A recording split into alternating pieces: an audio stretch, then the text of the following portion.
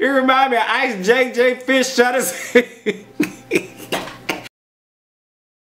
Hey fam, what's up, what's up, what's up? This is Robert Anton here, robertantonnyc, coming to you with your No Frills American Idol commentary from a singer. Oh my god, we have a winner, and I'm probably gonna give it away at some point during this video. So I'm gonna try to place it so that I give it away at the right time, but I don't know what's gonna happen. So let me tell you what happened on the finale, and they had a lot of stars going on. So we started the show out with Jena and Caleb going into the chamber, y'all remember the chamber? And then stepping onto the Nokia stage, and we got a medley from the two, and they rocked the house. They sounded really good. Then Ryan came out in the black tux to introduce the judges, and they were of course all looking good.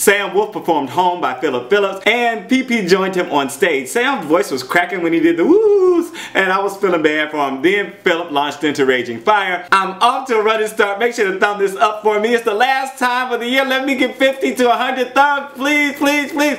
Okay, thank you guys very much for your thumbs and for watching the video. We came right out of commercial to Jennifer Nettles singing That Girl, and she sounded great along with just a little backing vocal. Then Jessica Meuse joined her to sing Wrecking Ball by Miley Cyrus. And I spotted Hailey, Reinhardt, and Abrams rocking out and singing along in the audience. Then J-Lo performed her new single First Love. And let me tell y'all, she brought the drama with the lights and costumes and wind machine, and She's 44 was trending on Twitter about a week ago, and she definitely does not look it, and the way she moves, come on, 44, come on girl. I was surprised she didn't have a bunch of dancers around, but she was working that stage all by herself. And then later on we got the dance break with a slew of sparkly male dancers, and she just looked amazing. Caleb and Kiss performed Love Gun and Shouted Out Loud, and it seemed like the lead didn't want to surrender his parts to Caleb. In some parts, especially in the early parts of the performance, he just kept singing. Caleb had to sing over him, right?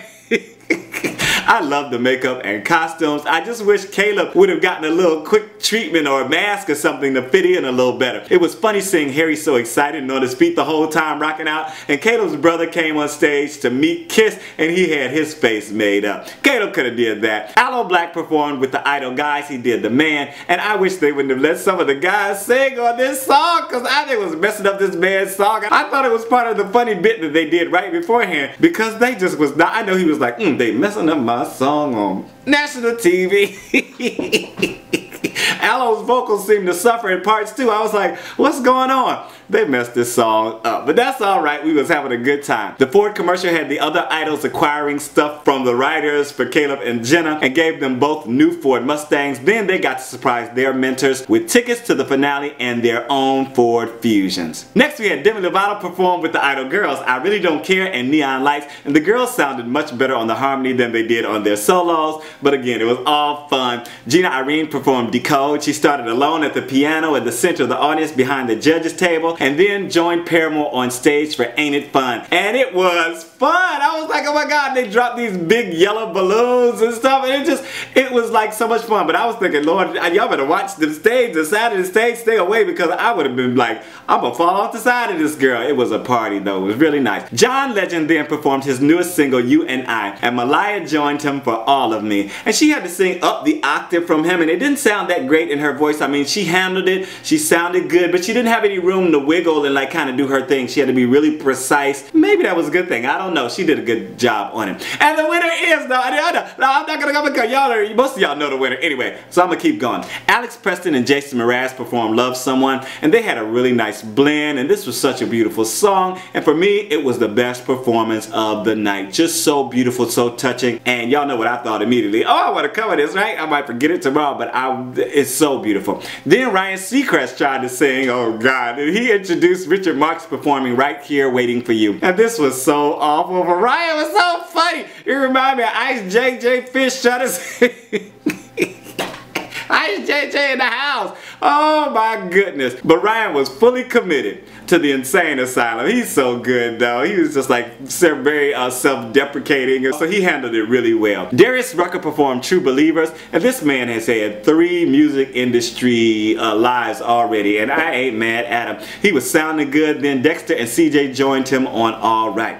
Enough said about that. Lady Antebellum performed their new single Bartender after Caleb and Jena did a nice acapella of Need You now to introduce them. Then the judges and Randy performed a medley of True Colors by Cyndi Lauper and Go Your Own Way by Fleetwood Mac. And that little baby voice that J-Lo started out with was kind of irritating, but I got used to it after a while. You can get used to anything. And she was definitely into the emotion, like she advises the contestants, just really feeling it out.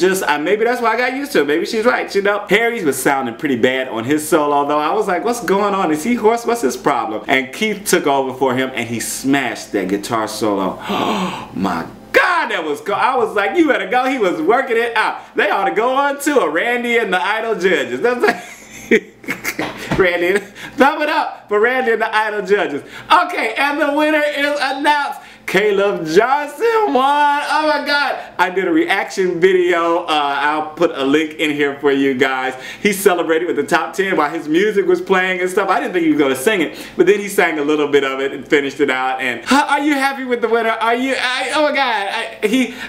I rushed through this and I just want to say really quickly, I felt like out of all of the Idol seasons, Caleb had an arc like Fantasia's. He was just very solid, very himself, made every song his own, touched me with several of his performances, so that's why I felt like he should have won. Jena was coming up strong and she was doing her thing, but both of them are going to be a success, I hope. And Caleb's album is supposed to be out August, not July, but August 13th. We'll see what happens with that. This is Robert Anton, robertantonnyc.com. I am out. Peace.